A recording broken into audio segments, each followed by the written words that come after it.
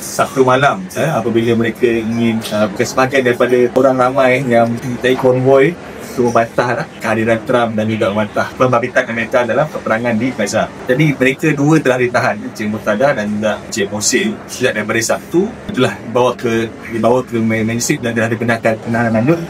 Encik Mohsin dilepaskan pada hari semalam dan Encik Murtada masih pada masa ini pada hari Isnin dalam tahanan pihak polis di Dawangi. Jadi kami berhadir di mahkamah pada hari ini adalah sebab pihak polis juga penyiasat maklumkan kepada Encik Mohsin dan juga pengajian bahawa mereka akan dituduh di mahkamah di bawah Seksi 186 Kanun Penyiasat. Kami telah berada di sini sejak daripada sebelum pukul 9 pagi dalam bulan 8.30 pagi sehingga sekarang iaitu pukul 12 menunggu pihak polis untuk memaklumkan bila kedatangan itu akan berlaku.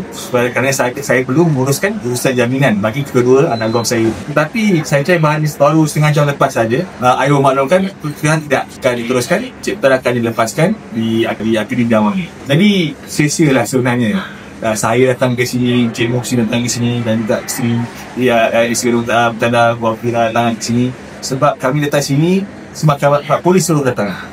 Polis kata ada tuduhan. Tapi dalam ada tuduhan daripada minggu sini lebih kurang 4-5 jam. Ini adalah satu ketidakadilan. Sebab ketidakadilan ini bukan berlaku hanya sekarang. Tapi daripada sejak tahanan ini berlaku, polis gagal untuk memaklumkan pihak keluarga kenapa mereka ditangkap, di mana mereka berada dan juga menggunakan mereka untuk berhubungi pihak keluarga untuk memberitahu pasal tangkapan tersebut.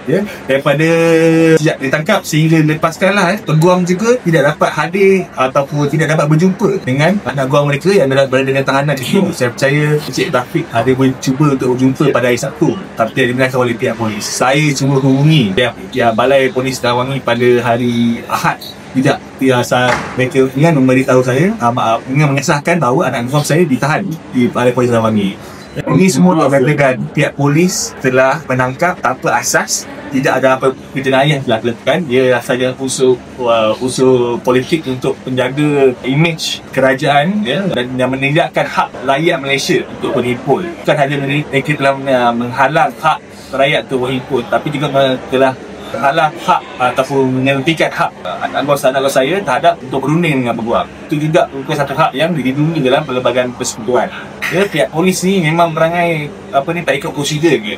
Kenapa tidak dimaklumkan penahanan ini kepada keluarga? Kenapa tidak benarkan guam betul berjumpa dan berunding dengan anak guam? Kenapa membazir masa semua pihak itu bebas? Bangun anak muda! Bangun anak muda!